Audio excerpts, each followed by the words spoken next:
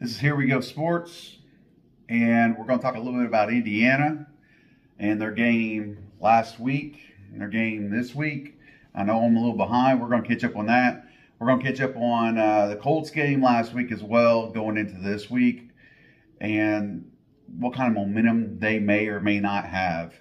And we're going to talk a little bit about the, not injuries, but who's questionable and who isn't.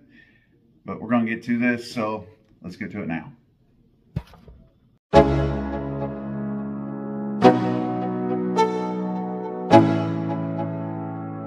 Let's go. Yo, I'm like an addict, do I gotta have it. I ain't even playing, got a really bad habit. If it moves, gotta grab it, fuse like a magnet. Lose, won't have it till I'm doomed in a casket. I ain't playing, got a weird mind. All right, so Indiana had a really good game last week. They won. This week, playing against Wisconsin, came up a little short. Offensively, they looked decent. They honestly did. It looked good. Defensively, they looked halfway okay for most of the game, but they were bleeding a lot here and there. Indiana is playing 80% better football and had to win out to get a bowl game. They lost in overtime today against Wisconsin. I just don't think that there's a whole lot to be negative about other than the start of the season. Because I want to know why they weren't playing this well, even if they were getting used to each other in the game plans, why they weren't playing this well, at least the second or third game in the season. Because we could not get nothing going. I mean, we lose our defensive coordinator, gets fired, and it was a mess. Offensively, we just did not look good, and now all of a sudden, magic wand's been waved, and Indiana's playing halfway decent football, and a lot better football, in my opinion, they played in the last 3 seasons, just the last 3 weeks. It's crazy that the football play has increased the amount that it has, and they played a really good first half, and they played a really good second half offensively. They went 3 and out their first drive. They also went 3 and out their second drive, I believe. The third drive, everything started kind of coming together. We had the lead for a while, and we let them come back, and they basically won it in overtime. But that was one hell of a pass in the end zone for 2-point conversion with, I think it was 14 seconds left. Sent it into overtime. Indiana looked good. They really did. Their defense was 10% better, 10%, then they could have easily won that game. There was plays that could have swung one way or the other, just with a little extra luck or a little better play, just in general. All right, we're going to cut to the Colts. So the Colts game last week against the worst team in the NFL. What can we stack up on that? I never thought we were even close to being the worst team. We have been in every single game other than kind of one this season. We have lost by no more than 10 points, really. 1 or 2 plays going the other directions, we could easily be, 6-2. Easily. So I never thought we were going to come close to losing that game. I really didn't. Defensively, we played good. I ain't gonna say we played okay. We played good. But you're playing against the worst team in the NFL, and they are the worst team in the NFL. Bryce Young is, I ain't gonna say he is a dud. Somebody that's gonna not be anything but a backup quarterback, because he has a lot of 0 pieces around him. He has no pieces around him hardly at all. Their offensive line is trash. I can go on and on and on and on about how they're just not that good. And I don't want to do that because it's going to take more and more away from the win. Now, with that said, with the win, regardless if it had been a 30-point blowout or a 3-point win, a win is a win in which we can carry over to the next game. And we won comfortably enough where we have a lot of carryover that can happen. Now, we are going to be in another country, Germany, and how much of that carryover is traveling with us, I don't know. Would be nice if we have a lot of energy going into this game due to last week's win. But that is one hell of a travel over to Germany, and there is a lot of time in between and a lot of thinking in between, a lot of new experiences going on, a lot to be seen on the way there. There's just a lot of stuff going on in the background. The Patriots, Bill Belichick, is really good at what he does. Okay, he has gotten older. I think he's on the verge of retirement.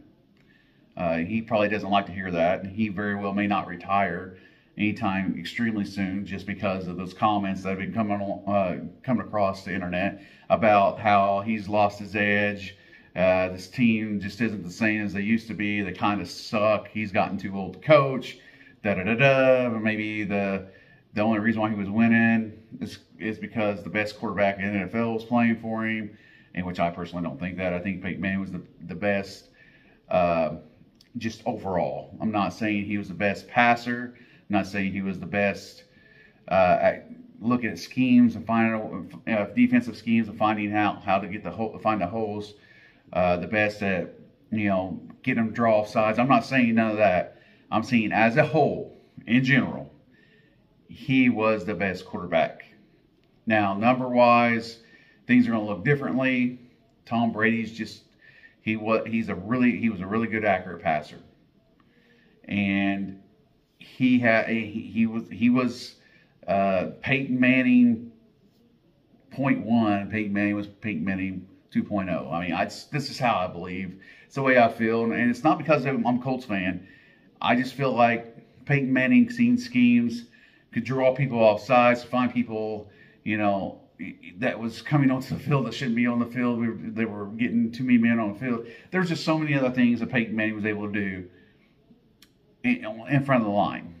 So I believe Peyton Manning was the number one. Now, granted, he retired, and Tom Brady played on, and yes, he does. He's got better numbers overall. He's done a lot. So, not taking anything away from him.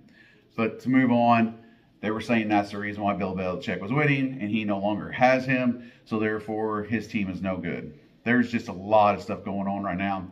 Belichick is still got the brain that he had when he had Tom Brady.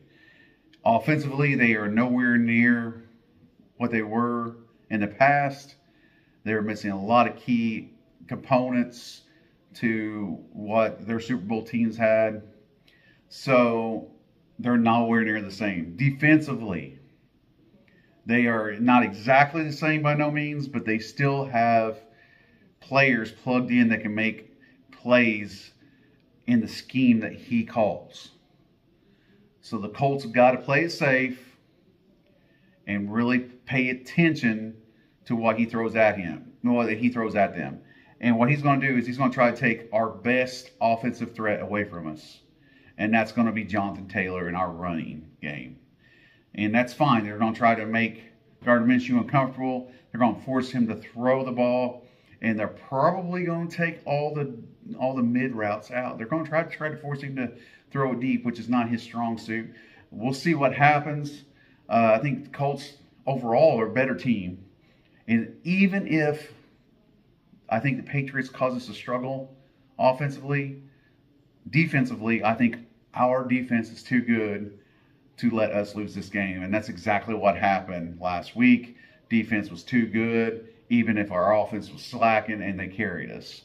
So defensively alone, they won the game. I mean, defense scores 14 points, and we win. Then not Jacksonville, but the Panthers only scored 13. So defense won the game by itself. So anyhow, to roll over this week, we're going to most likely have no problems with New England's offense. I think our defense is going to do what they came in to do. Now, whether or not they score the points we need to actually win the game this week is another story, but I just do not see our defense allowing our offense to lose this game. I just don't do it. I just don't see it. I think this is a win game, not winnable. I think this game is a one game, and I personally think that we could easily win out. There's going to be a lot tighter games than what we're going to have this week, what we had last week. I shouldn't say win out. I don't think we're going to beat the Bengals.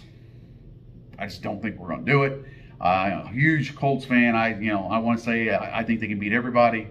Gardner Minshew being the quarterback, I don't think the Bengals are weak enough in any spot whatsoever that's going to allow us to win. So what's going to happen is their defense will not allow their offense to lose. It's going to be flipped that week, and we're going to have to do something kind of miracle to beat Cincinnati Bengals. So and it's at Cincinnati. Now, if it was here in Lucas Oil, I'd say we have a shot.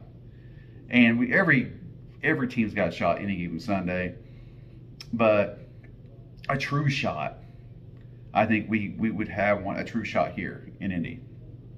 It's at Cincinnati. That game's just going to be very interesting, and I think that we're going to struggle. And I believe we're going to lose that game unless some kind of injury happens, which is a very good possibility. Cincinnati might lose somebody that they cannot win without. So we'll see what happens.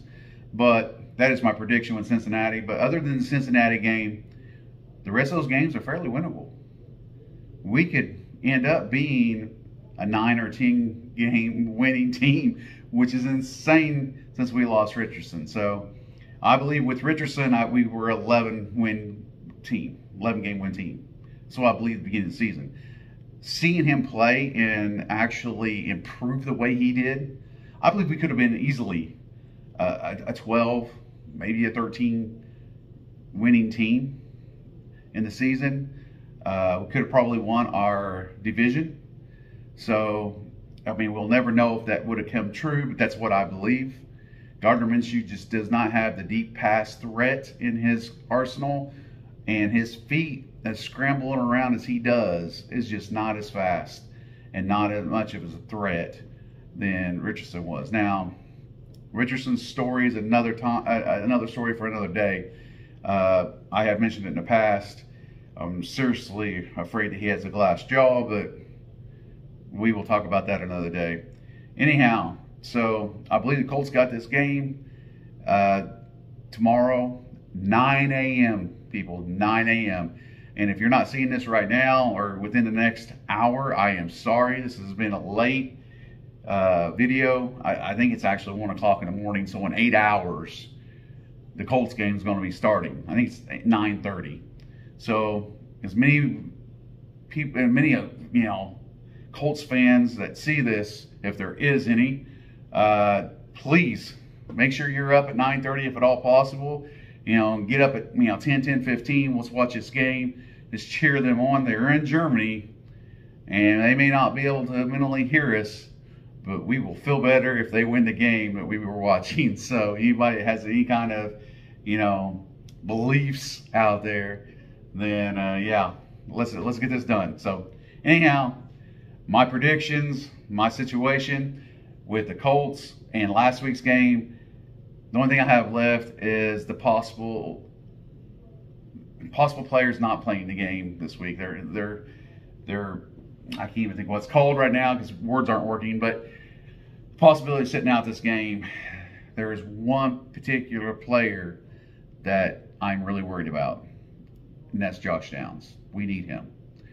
We need him because Belichick's going to take away our run. Josh Downs needs to be out there for our deep threat.